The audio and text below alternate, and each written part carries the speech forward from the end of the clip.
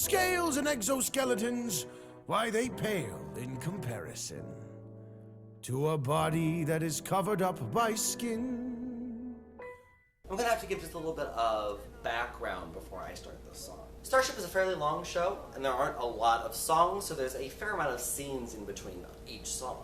And while not everything that happens is going to end up being important for one of the songs, in this case we do have a few things. Just when Bug thinks things couldn't get worse, and after finding some happiness by meeting February, the missing Starship Ranger, and saving and subsequently falling for her, Bug gets caught and brought before the Overqueen.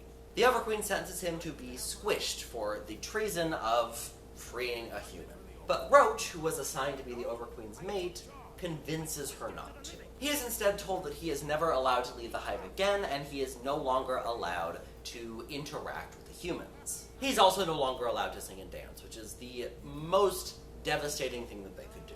At an even lower point, and with nothing left to live for in his eyes, Bug is inconsolable until the Mosquito Brothers, a trio of mosquitoes, show up to take him to Pincer, a giant scorpion. With nothing left to do, Bug agrees. As I mentioned, previous songs have set us up to see how easily Bug can be manipulated. And this song is the culmination of that. Pincer, who was slated for nourishment for the Overqueen and so left the hive, sings this song in an attempt to convince Bug to do what he wants him to do. Namely, he wants Bug to take over a brain-dead human body, a former Starship Ranger, basically sending Bug's mind to take over the body. Pincer is very good at manipulating others. The song starts out very slow and inviting.